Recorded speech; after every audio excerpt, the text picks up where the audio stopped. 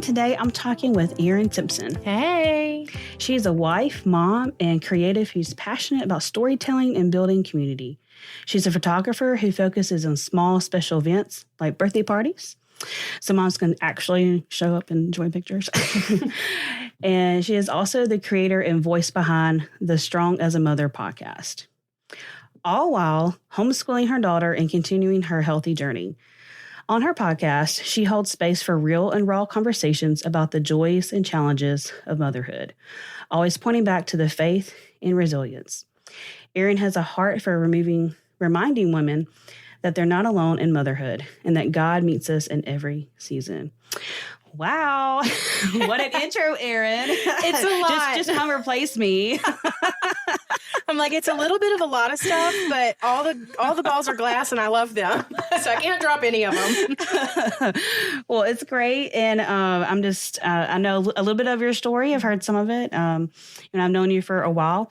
And I met you way back in high school in our science class together. It's been a while. Yeah, it's been a long time ago. But yeah, but I'm glad that you're here and get to have this conversation. I'm excited. Yeah. And so, and we're going to be, so for today, you're going to be sharing your story, where God has brought you up from the muck. And then you're going to be also telling us more about your podcast. I think it's cool. You asked me some things several years ago. So this thing that she's had on her heart has been, been a thing for a while for her. Yeah. So I'm just glad that you now get to share it all, a little behind the curtain. And so that's going to be today. Are you ready to share your story? I'm ready. All right. I'm ready. So for you, where does your story start? So a specific date, August 21st of 2021 is exactly when my story started. Yeah. I was 30 years old at the time, and that is the day that my daughter was born, and I was actually injured during labor and delivery. And so from there, everything changed. Yeah. Did you was there a certain moment during delivery that you knew something happened, or was it afterwards? No, it was 12 hours later. It was the next morning when they were trying to get me up for the first time. Wow. And I was like, I can't walk. Oh, the nurse said, well, you shouldn't be numb anymore. You should be able to. And I was like, well, that's great that I should be able to, but my toes don't even wiggle. And she immediately jumped into problem solving mode. And wow, it's been a wild ride since then. Oh my goodness. So what are some of the things that happened? So it ended up being a sciatic nerve almost severing in my left leg. And it took several weeks for us to actually have that diagnosis confirmed, because with nerve studies, they say you have to wait a certain amount of time before you can have it done after the injury. So in the hospital, they were treating me for stroke. I spent more time in radiology than I did holding my daughter in the hospital. And so it was a really crazy time. But it is cool because I see God's hand in everything that happened. And that's been really beautiful. But it was confirmed sciatic nerve damage, and there was nothing intraspinal. So there was no injury from anything anesthesiology related. Yeah. And then I've since found a mom group on Facebook of moms with similar injuries. And some of them aren't, during labor, they don't change positions very often. And that wasn't the case for me. Some of them have injuries from injection. That was not the case for me. It was no one's fault at all. It was just a compression injury. I mean, that's good. But then it also I don't know. I know. I kind of wanted somebody to blame at the time. Or just know, what, how is this so random? It makes it feel random. Yeah. Why me? Did I win the Powerball of bad luck? I think I did. Yeah. So it was also kind of a breath of fresh air that it wasn't somebody specific. Yeah. Because then I feel like I would have had a lot more hatred there for at least a season. And I didn't have that. I could just well, it is what it is, and just focus on what I need to do to get better. Yeah, man. Yeah. So what was some of those first things that after 12 hours, okay, back up for a second. I'm a mom. So you have your child, and for the first 12 hours, like, or you didn't know, I mean, it took 12 hours later for you to notice, or like, or you just took a while to. So she was born in the evening, and I ended up having 2 epidurals and then a spinal for a C-section. And so the first one didn't take. The second one did. The second epidural did work, but we weren't progressing. And it was like, if we don't do something, and my whole pregnancy, I had prayed for discernment. Like, Lord, number 1, I want us to be healthy. Yeah. Okay. But then number 2, like, if I need to make a decision while I'm having this baby, I want it to be clear and no second guessing. And I just remember getting to a point in labor and just being like, this is not getting not better, like comfortable. I knew I wasn't going to be comfortable, but like, we're not making progress here. And my doctor said, she's incredible. She's like, I'm glad that you decided that before it became an emergency. Yeah. And then come to find out, Clara was sunny side up at an angle and 9.5 pounds. Oh, my goodness. So I truly feel like had I not chosen when I did to have a C-section, I would have been permanently paralyzed because that injury would have been even worse. Wow. Yeah. And I'm like, it's nobody's fault. Yeah. And we didn't realize till the next morning when they were trying to get me up. And I'm like, one leg works and the other one does not. Yeah. Yeah. Man. Yeah. So I guess after like birth initially, you're like sleeping or trying to sleep, just exhaustion. Or just because it's so late, That and they had asked if we wanted her to be in the nursery or not, and I was like, I do for a little bit, and bring her in for like bonding, but then also feeding. But I do want to rest some. And that was just this decision, that worked best for us, and they weren't trying to like get me to walk around. Yeah. So especially after a C-section. Well, and you're feeling all kinds of things at that moment, right? So it was not like that's your only focus. Yeah. So like I actually remember like trying to feed her and then helping with that, and I was like, oh, this isn't that bad. Yeah. Then I tried to get up the next morning. Like, okay. Yeah. You're like, oh, I just didn't know that was an option here. Yeah. Or that was a thing. Yeah. I'd never heard of it. Yeah. Man. So you're hearing that for the first time, or like you're realizing, oh, something's wrong. Yeah.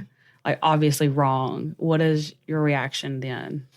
I remember my nurse going from, no, you need to get up. I think she kind of thought I was trying to milk it. Yeah. Like, no, you're fine, girl. Like, get up. And I'm like, and then I showed her. She said, wiggle your toes. And we actually have it on video.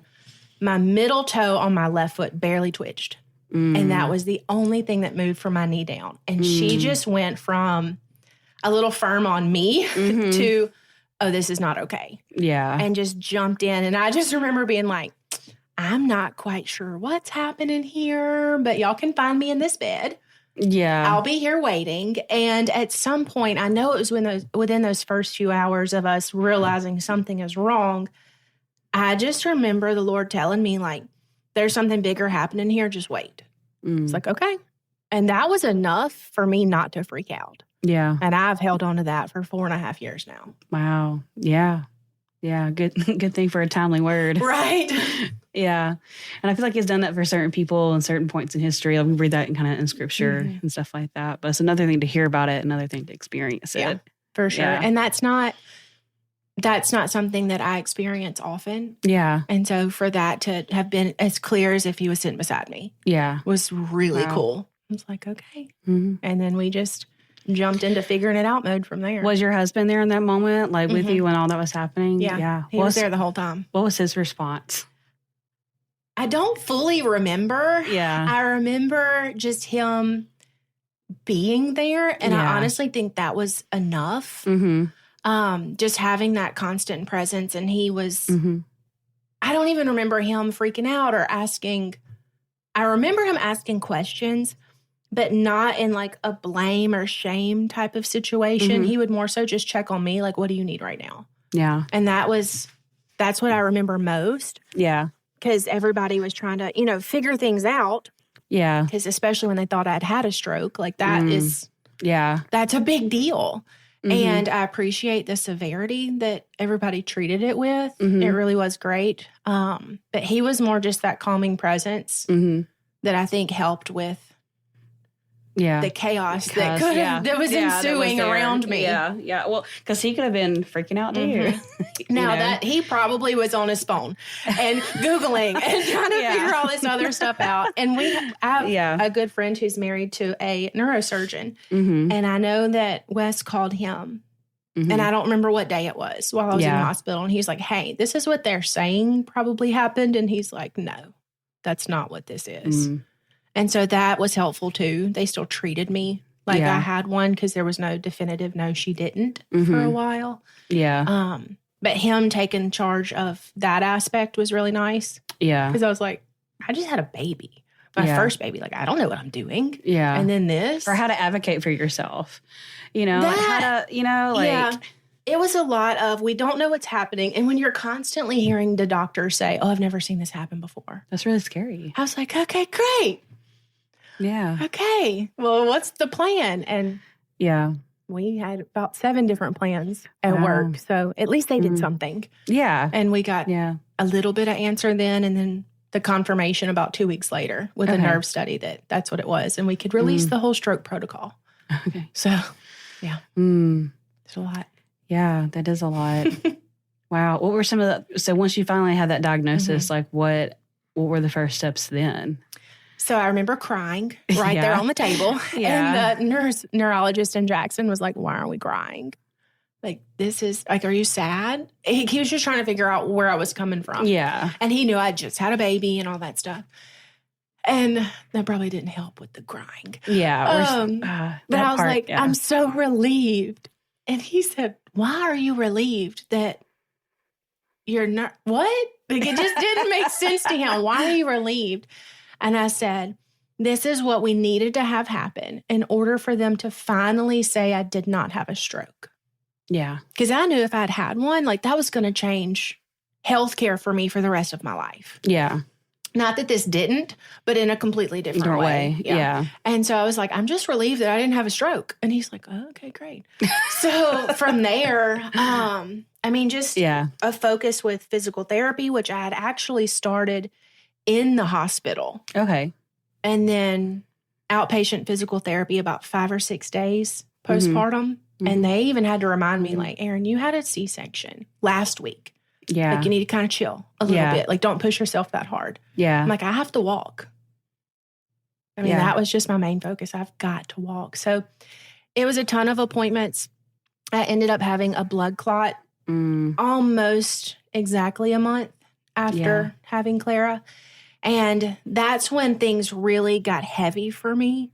Yeah. The physical aspect of things, I was like, okay, I'm handling this great. We're going to the appointments. People are taking care of me, care of Clara. But the blood clots, when it got scary. Yeah, because, those can kill people. Yeah. And to my understanding, like, you don't feel the clot. It just, you feel the effects of it after the fact. Yeah. I was like, my leg is not supposed to look like this. Yeah. So And it did, we had, so clearly after, having Clara and this injury, I wasn't able to I couldn't walk without assistance. And that, and a C-section, which already takes longer to heal from. Yeah. Just being a major surgery. And then with the nerve damage, somebody was with me 24/7. Yeah. My mom and my mother-in-law took turns. Yeah. Taking care of my daughter. Yeah. So I could take care of me.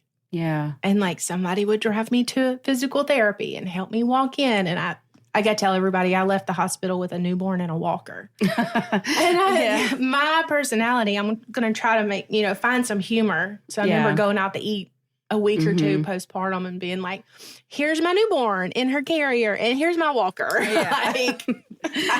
What else are you going to do? I'm not going to wallow in self-pity. Yeah. Like, that's not going to help me get better. Yeah.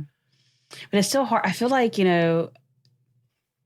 being, you've been independent, woman, married and all, and have your own life, to be reverting back to being like a child. Yeah. Like, that's hard. Yeah.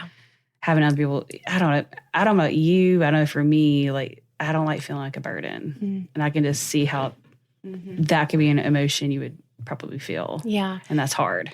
It was a really weird mixture. It was less burden for me and more like, I just want to be left alone. Like, just give me some quiet time. And no, I mean, they were so helpful. There's nothing I would change during that season, other than needing it. That would have been great. But it just got annoying. Yeah. They weren't annoying. Just having somebody there was annoying. And I remember the first time I was left with Clara, Wes ran to town to get supper. And I was on the couch and he put her on my chest. And he's like, I will be right back. And my parents live right down the street. And so we had told them, like, this is what we're doing. Yeah. But even then, like, that's not normal. Yeah. It's not normal for you to have to let your parents know that you're about to be left alone with your kid for 20 minutes. Yeah. Like that. But that was our normal. Yeah. And I just remember being scared to death that something was going to happen and I was going to need to get up. And it was 10 and a half weeks till I could carry her around the house. That's a long time. Yeah. So it just was annoying. I was so over it. Yeah. But that was motivating too. Yeah. To be like, I got to walk. Yeah. Like, I love y'all, but y'all got to get in my house. Yeah, that is a very strong mindset. I'll have to save that question for later. Okay. That's a question behind a question. Okay. Oh, man. So how did that impact? I mean, I've heard a little bit about it. You know, we definitely know how it impacted you, and a little bit how it's impacted some of your family. But how did it affect? I mean, or how did it affect them? Like the people that were closest to you, their side of it, or do you know their side of it? That's what I was gonna say. I don't think I've ever fully asked. Yeah, because I know how emotional it was for everybody. Yeah. And I don't really even know, like, is that worth me asking or just being grateful that they were there? Yeah. Just thinking about it right now, I'm like, I can't imagine. Yeah. Because even after, like, you know, your parents come to visit you in the hospital if they're not already there. And this was during COVID, and that luckily the hospital had lessened the restrictions a little bit at that point. Yeah. The next week they made them tighter again, but we had like a little sweet spot there. Yeah. And I was not in the room when my own mom came in there to see me and Clara, which they didn't know we had a girl. So we were going to surprise them. You know, it was a whole to-do, and I was not in there. And that gets me really choked up. Yeah. Because I just can't imagine walking in and you're excited to see your baby who just had a baby and she's not in there. And my husband is the one who told her, like, we don't know what's going on. She's okay. You know, it's not life-threatening, but she's in radiology right now. And that gets me, that's probably one of the biggest things that still weighs on me, but there's nothing I could have done. Yeah. I'm kind of afraid to ask, like, how did y'all feel? It's like, I want to know, but then I kind of already do. Yeah. You know? Yeah. No. Well, what are some other, like, beyond, I know you had a lot of appointments and whatnot, like, what are some other things that was a part of your recovery process? Gosh. Like tangible things that I did, or? Both. Okay. A lot of appointments. A lot. I actually celebrated my 100th appointment with a manicure. Wow. Yeah. Hey, that's what I would do. I was like, you know what? This is what we're doing. And I think it was like 200 and something by the end of the summer. It was It was crazy. Wow. A lot of praying, a lot of leaning on people in ways that I didn't necessarily expect to. Because there would be times where I don't feel like I fully did the whole why me. I don't think that ever really crossed my mind. And I think a big part of that is because of the clarity of God telling me, like, there's something bigger happening here. Just wait. Yeah. Like, okay. Yeah. I'm not going to question that. Who am I to question that? But I do remember seasons just being like, what is going on here? Like, is it ever going to get better? There's a lot of questioning with that. But with that is where I was leaning on people. Yeah. Of like, hey, I'm in a slump here. And so that was probably the biggest non-physical thing that I was doing. I mean, I had a whole handicap bathroom set up. I had, it was a mess. It was a mess, everything we had to do. But other than those types of things, it really was just being completely honest with everybody as to like, this is where my head's at right now. Yeah. And I either need you, and I would tell them like, I need you to encourage me today. Or I need some like, okay, Erin's in a tizzy. Like, let's unwind her a little bit. Yeah. So just, I guess it's good that I knew exactly what was going on and what I needed. But a lot of people don't. They don't know how to articulate that. And then it comes out, I was like a hissy fit. Yeah. I mean, I had those too. I did have those. Or, it just comes out in ways and, because people don't always know how they're feeling or how to articulate that. So, that's a blessing to everybody, yourself included. I did a lot of little videos of like what my feet were able to do. Okay. Because I would kind of forget like, oh, that's where I started. Yeah. And then I'd see the video and be like, oh, now I can like wiggle all my toes. I can't move my ankle yet, but I can wiggle them. And I think people got probably sick of seeing my feet videos on Instagram because I'd be like, look at my feet. But for you, that's a big deal. I know it was. I'm like, man, I should have been making money on my feet videos. Yeah. Yeah.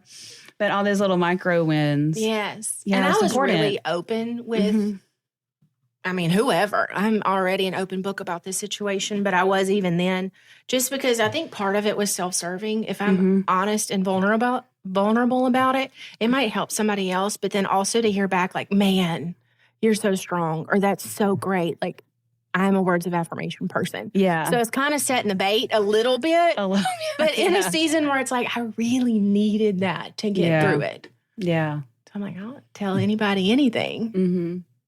Might help somebody, might help me. That'd be great too. Yeah. Yeah. I think it always is a sense of, I don't know if peace is the right word, but I just know we feel better when we share things like that. Yeah. Like either we feel relieved that we survived or just the knowledge of like, this is going, like it's not for, to the void. Right. We say God's word doesn't go out void. I feel like our experiences are kind of the same thing. Yeah. Just because God's a part of it. You know? People say like God doesn't waste a hurt. I like to think more about how God has a purpose in our lives. And because we are his, we have purpose. And the things we experience have purpose. Yeah. There's purpose in the pain and there's purpose in the waiting too. There is. And that's something that with how slowly like nerves heal, it's like 1 millimeter a day. Wow. From the side of the injury. You know a lot more about that. And I'm like, we're going from my hip all the way down to my toes. Like, this is going to take a minute. And just to know, like, there's something, like, we're making progress. It's so slow. Yeah. And that again, was one of the most frustrating things, was just how slow. Yeah. But. Yeah. Well, for clarity, everybody, like she walked in today, like without a cane and anything. So she has recovered, but I don't think you have fully recovered, right? Like, how much more, or what would you like to see more for yourself? Because like someone who met you today wouldn't know, you wouldn't see it from her. So. Yeah. So there's probably some parts that won't ever get better. And I just accepted that. Like, it's annoying. I think that's just kind of an overarching feeling towards this injury. It's just annoyance. Yeah. There's like hypersensitivity in certain areas of my foot. Like if I step on a crumb, it feels like I'm being stabbed. So I have to sweep a lot more than I want to. Yeah. And then other areas are still numb, which is interesting. And then, if you sit funny somewhere, your leg goes to sleep. Yeah. Mine goes to sleep a lot quicker than it used to. And that is a little paralyzing, like mentally. Yeah. And so I have to remind myself, like, you're safe. You're okay. Yeah. There's a lot of therapy that it hasn't happened all over again. Like, you're okay. This is a normal feeling. It just happened quicker because of your injury. It's not a new injury. Yeah. And then just fatigues quicker. It's weaker. But we can always strengthen something that's weak. And I'm currently having some pain in my foot, and we're getting that the best taken care of as possible. So more appointments, but I'm just not one to sit back and be like, oh, it is what it is. And this is just what it's going to look like. Like, if I'm hurting, I'm going to get answers. Yeah. Or do what you can. Do your part. Yeah. Yeah, do your part. Yeah. So for you, what was your turning point in this whole experience? The turning point. Or where you felt like, okay, I can see the light at the end of the tunnel, that moment. I think it's kind of a couple places. Mm-hmm. So we have a little windy road here. When I first had the clarity that I did not have a stroke, that it was nerve damage. Yeah. That was a big shift in my mind because I had completely argued the whole stroke diagnosis from the minute it came out of his mouth. I'm like, that's not what this was. And he said, well, it looks like it is. I'm like, it's not. I mean, I have no medical knowledge here. I'm like, this is not what that was. And so I'm sure they were pleased with that. Yeah. He was not the best, but he was on loan from another hospital. It's okay. My medical team was fantastic. He was not. Yeah. And so that was nice because I didn't have that mental battle anymore of I'm being treated for something I know in my soul did not happen. Yeah. And so just to be able to release that part and just fully focus on, okay, we have the answer as to what happened. Now we can just do that. Yeah. That was a big one. Another one was after I was diagnosed with the blood clot. I remember that next week, my OBGYN being like, do you need to talk to somebody? And she had already been asking me that. I know that's like protocol postpartum anyways. And she had been very clear with me, like, you are at a higher risk because of what happened during labor and delivery. So if you ever get to the point where you need to talk to somebody, like, please let me know when we'll get that figured out. And before the clot, I was like, no, I really think I'm okay. Like, it's hard, but I'm not down about it. Yeah. We're just figuring it out. And then the clot happened, and I was like, I'm not so okay anymore. I feel like my body's trying to kill me. Yeah. And she jumped and immediately got me somebody to talk to. And so that was a huge turning point. And since then, I have stayed in therapy. Medical anxiety is a huge thing that I'm still overcoming. I've made massive improvement. But at the same time, it's random little things that come up. Yeah. And I'm like, oh, I didn't know that was going to bother me. But it does. Yeah. So that just being able to advocating for myself has never truly been a problem for me. I am pretty outspoken. Yeah. But in a sense of not only am I just saying, hey, this is a problem, but it's like, no, we got to get answers. We need to like move the needle in this direction. No matter what that looks like, I need support. Yeah. And I think that was a big thing, just that asking for help and then fully leaning into that. And now I'm like, oh, you need help? Let's find you somebody. Like I can now help other people do that. Yeah. Which is a big shift for me. Yeah. Yeah. Wow. Being like, well, the victim to the advocate, making you a warrior of sorts, Feels like it. Yeah. Yeah. Oh, man. Well, were there anything like from scripture or anything that you found that was really helpful? I know you had a specific word from the Lord, and that was huge, and it's great. But I just wanted to know if there was anything extra along the way. There was, and I was not in the Word much during that season, and I don't feel like even if I had done Bible study every day, I would have retained anything. And that's not to say he wouldn't have been speaking. I was highly medicated. I'm being honest. I mean, I just remember also one night, like we played card games in my family, and my parents were over. I'm like, oh, we'll play. And I'm like, I don't even remember how to play this. And we've been playing it for years. Yeah. And they just kind of looked at me like, that was crazy. I'm like, I literally don't remember how to play this. And I just went to bed. But I will say music was really big at that time. And so the song Confidence by Sanctus Real, that was on repeat. Almost said repeat. Yeah. Repeat. And it just felt very empowering. And it kind of put into words how I was feeling and that bubbling up inside of like, again, a reminder of what the Lord said. There's something bigger happening here. Yeah. And so I'm like, if you're going to use me in any avenue, I've got to prepare myself for that. Yeah. And I can't. Yeah. A friend of mine just said this past week. She said, you can choose to be planted or you can choose to be buried. That's good. And I'm like, the buried was not an option. Yeah. It just wasn't, because he had told me something bigger was happening. Yeah.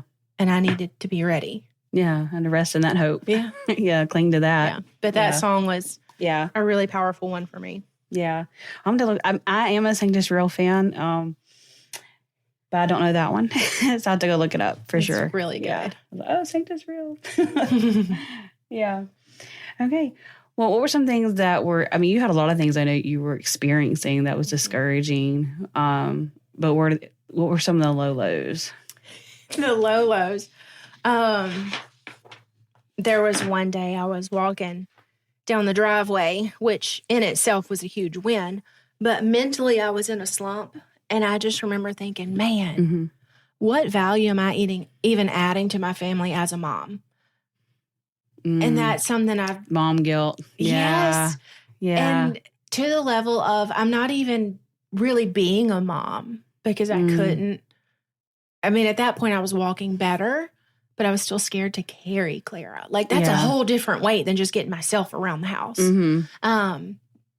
And I'm like, wasn't able to breastfeed the way that I wanted to because of medication. I had to stop doing that. And I was already pumping and dumping. I did it for 3.5 weeks. And they said at 4 weeks, everything will be out of your system and you can go back to breastfeeding. I was like, okay, great. And at 3.5 is when I had the blood clot. And they're like, yeah, we're not comfortable with that. Okay. Yeah. So that was another big thing. It's like nothing that I thought it was going to look like. Yeah. All with motherhood happened. Plans and dreams and none of it. And then kind of a funny one that was also discouraging, but it was more just extremely frustrating. I had a doctor who his specialty is hematology, and he decided to tell me what shoes I needed to wear that would help me. A little out of his specialty. Yeah. And I just got so mad. And my husband said, well, I mean, he has a good point. Like, those would probably help you. And I was like, just stay in your lane, man. Like, just stay in your lane. So that actually was a motivator to find a different doctor. You're such a fighter, Erin. I am. I was like, I'm so angry about this shoe comment. But I actually switched to a different doctor, and he changed some medication for me and was incredible. Yeah. But I mean, I'm not going to settle. Yeah. Did you ever get those kind of shoes? No. And I think part of me... Almost in spite? Yes. I'm so stubborn about it. I'm like, no, I'm not doing that. I will try every other shoe but those. Oh, man. I wonder... Okay, so just... This takes me back to us being in high school for a second, just because I remember Miss Champagne, our science teacher. I think she told this to both of us, or I got a card that said this at least, for us to slow down because we were doing kind of a lot. Yeah. And I think both of us were like, no. This is how I was made. Like, why should I go against what's natural to me? Like, maybe I need to use it in a more productive manner than I might have been at the time. But yeah, because you were on the dance line and doing all the things. And I was in multiple sports as well. Yeah. And we both were like, no. That's kind of my thing now. Like, if everything I'm doing currently brings me joy, why should I put one day on? Yeah. I just got to figure it out. Now, there have been, the whole ball analogy. Like, some of them are glass and some of them are plastic. I've released most of the plastic ones. Yeah. And at this point, I'm like, I love what I'm doing. Yes, it's a lot. Yes, I'm crazy and chasing myself around half the time. And other things aren't being taken care of. But, I mean, if God gives us gifts, we should be good stewards of them. Yeah, that's true. So. Well, to me, that's part of worship. And, using the things that he gave you to do. That's how I see it. So, yeah. I'm in agreement there. All right. So what are some things like through this experience? I mean, that was in 2021. We're here in 2025, almost 2026. With what's been going on with you. What have you learned about God? Like, what have you learned about him and his character? What is something that y'all have grown through together with? The word that stands out to me the most is steadfast. He didn't waver even when I did. And just knowing, I feel like he speaks sometimes the loudest to us when we're in a season of uncertainty. Yeah. Or when we're quiet. Sometimes he whispers and you're like, is that him? Is that not him? But when he speaks so clearly, it's like there's no denying. And so just having that piece to remember how steadfast he is. He supported me when I couldn't support myself. Yeah. He put the right people in my path, whether it have been years prior with friendships and them showing up in ways that I didn't even know they would need to, or in people like my medical team, other than the two that I didn't love. Everyone else has been really great and a huge support of me pushing myself and figuring things out instead of just being complacent. Yeah. But just knowing, really just steadfast. Like that is that to me is the biggest thing that he's shown me in this season. Yeah. And that's huge. We need that as people. We need that from people, and especially God, they know that they're going to be there. Yeah. Something that you can hold on to, And it's like, hindsight's 20/20. Like we kind of know, like, yeah, he's always there. Yeah, we know that. It's great on a coffee mug. Right. But then to fully walk in that, and then any moment I was doubting, either he pointed something out in a song, and I know it's him that did that. It wasn't just my brain coming up with it. Yeah. Because of all the lyrics, why that one? Or at this time. Yeah. Or somebody sending me something like a encouraging card in the mail, or a doctor calling and saying like, hey, instead of waiting 2 weeks, we can get you in tomorrow. Like, I just feel like that's all him. Orchestrating everything and just having that like, he's always there. Yeah. And he was proving it to me. Yeah. That's good. So what advice would you give to someone that finds himself in some type of similar situation? I mean, I don't know. It feels like this is a rare thing, but at the same time, like, we go in for, I know people who've gone in for an appointment for one thing and come out for something totally different than what they expected. I feel like that aspect of it is something that happens to people. What advice would you give that person? So my biggest piece of advice would be to trust your instincts. And I truly believe that gut feeling is the Holy Spirit. That is the Holy Spirit leading you. If you get a weird feeling, so if we're talking something similar to my situation, if you get a weird feeling about a medical provider, question them. Yeah. Like they kind of say, people practice medicine, they practice law. We're practicing, okay? You're just practicing here. And I do hold them to high regard. But at the same time, it's okay to question. Yeah. And I think that that's one of the best ways we can advocate for ourselves is being in tune with the Holy Spirit. Okay, this feels funny. Something's going on here that isn't, even if it's just not making sense, just ask questions. And if you don't know what questions to ask, find somebody who might can help you in that. Yeah. Just tell people what's going on. I'm a big believer in vulnerability. I think that's one of the... Me too. That's one of the hard... I think that's why we have podcasts. Yes. I feel there's so much strength to it. You know? It's the thing is not owning you if you're able to talk about it. Yes. And then it builds community. Yeah. Because people are like, I didn't know you went through that. Or just encouraging others that are going through. And we're always so much stronger together. Yes. Because God made us that way. Why do we fight it? I don't know. Maybe it's pride. Yeah, that's true too. But that would be my biggest piece of advice is just trust those instincts. Even if you can't name the feeling, if the feeling is uncomfortable, dive deeper into that. Yeah, like figure out what where that feeling is coming from. Yeah, that's good advice. I totally agree. Thanks. I still give it to myself sometimes. Same. But because, instinct, I think people, especially not of the faith, would, they would just call it an instinct. But, as a believer, God created me and he created emotions and he created that, which means he is Lord of that. So if I'm feeling that, he put it there. So that's very much the spirit because God is spirit. Some people forget that. But it's a way that he's communicating with us. Yes. We don't always hear him like I did in the hospital. I mean, that again was one of the few times I've ever had that type of experience with him. Right. But other times I'm like, my gut rarely leads me astray. Yeah. And I know that's the Holy Spirit. I know that's him leading me just in a different way. Yeah. Well, that's a great talk. That's a good word, Erin. I get a little preachy sometimes. I'm like, this is important. Yeah. Well, at this point, I would like us to kind of switch gears a little bit and talk more about what Strong as a Mother is about. Earlier in the show, I was like, ooh, I made a little joke about being strong. I can't help myself. I'm a little punny. I love it. But I think probably maybe hearing that a bunch. And I agree. I'm only hearing parts of this story. And I know there's a lot more that could be shared. But I'm like, yeah, you're definitely a strong woman. But I know that's only part of where this podcast comes from. So please tell us more about what Strong a Mother, your podcast comes from, who it's for, and all the things. Okay, so Strong as a Mother, a little backstory.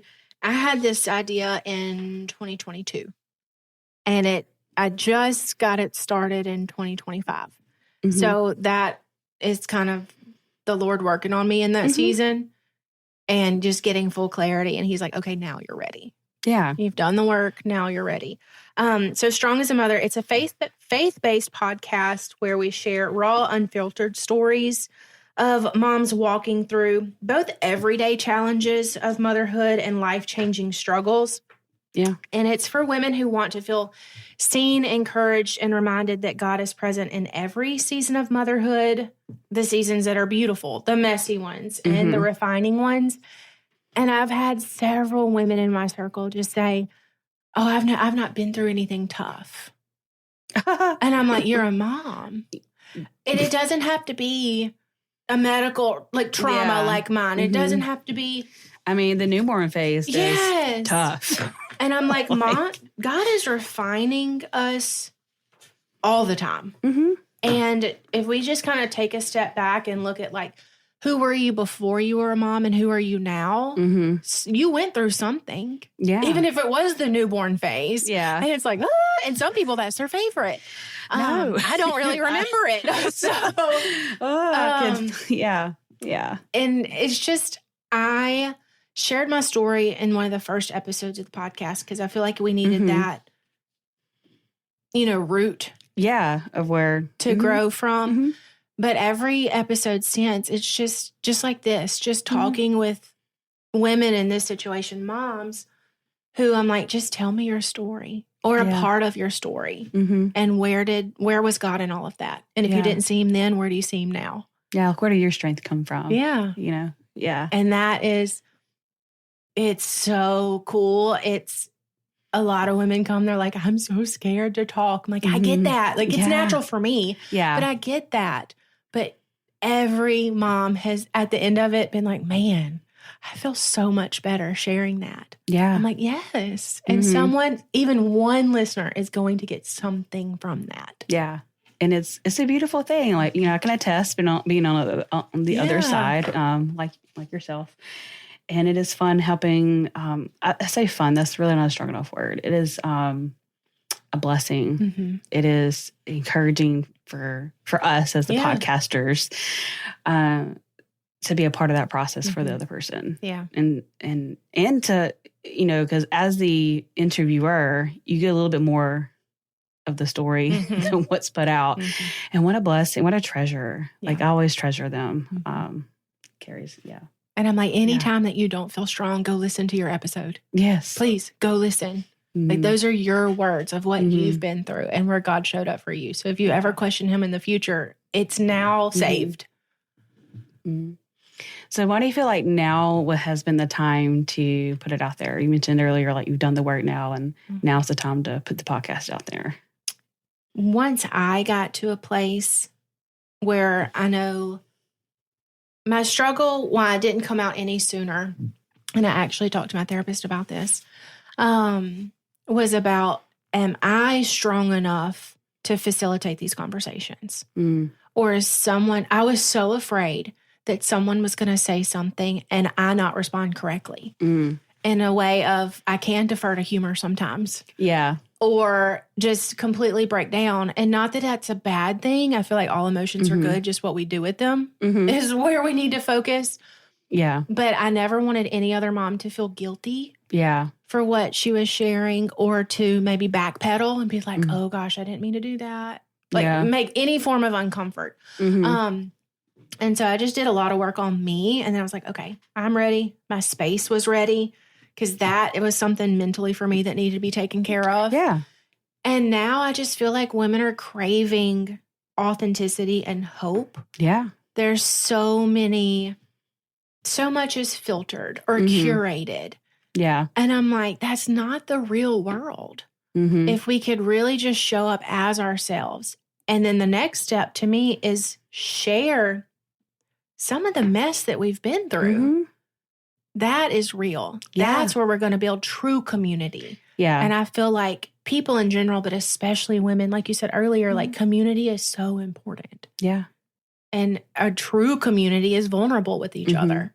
And they're there to support in the hard times. But nobody can support you if they don't know what's going on. Exactly. So even if it was a season in the past, like it still refines us. It still shapes us. And when we can see God in that, that's the most powerful thing. Yeah, totally agree. Well, how often do you release your episodes? Right now, weekly on Friday mornings. Friday mornings. All right. Friday. I actually prayed over that. I'm like, I was so stressed out I was not stressed out about the actual conversations. I'm like, I'm ready to rock and roll. But then I'm like, when do I put these out? How often do I do it? I saw you post about that one time. Like all the little stuff. It's like, this is inconsequential. Like, why is this a big deal? I may have responded. I know I've responded in my head, but. You've been a great help. Trust me. You really have. Yeah. But yeah, so right now, weekly on Friday mornings. And then I also have a Facebook community and an Instagram. It's Strong as a Mother Official. Ooh, and I've had those since 2022. Yeah, because that part's been around for a minute. Yes, yeah. The podcast part was that bigger leap of faith. But I was like, you've gotten me here. I still have to keep trusting you, even though I don't like where we're going. Or I don't. It wasn't that I was afraid to podcast. It was the logistics. Yeah, there's a lot of them. There is. And then when I started figuring it out, I was like, oh, this is not that bad. Oh, okay. I got it. And it's like that night, like finished cleaning up my office, got it taken care of, opened everything because I've had my equipment since 2022. January of 2022. Okay. Yeah. Opened everything up, set it up, and I recorded the trailer that night. Wow. Yeah. Okay. Like once I'm decided, we're doing it. But yeah, I mean, sometimes it takes that just doing it. Yeah. You know, you get digging in there. You can plan all you want until you just gotta get in there. Yeah. Well, I wish your podcast well.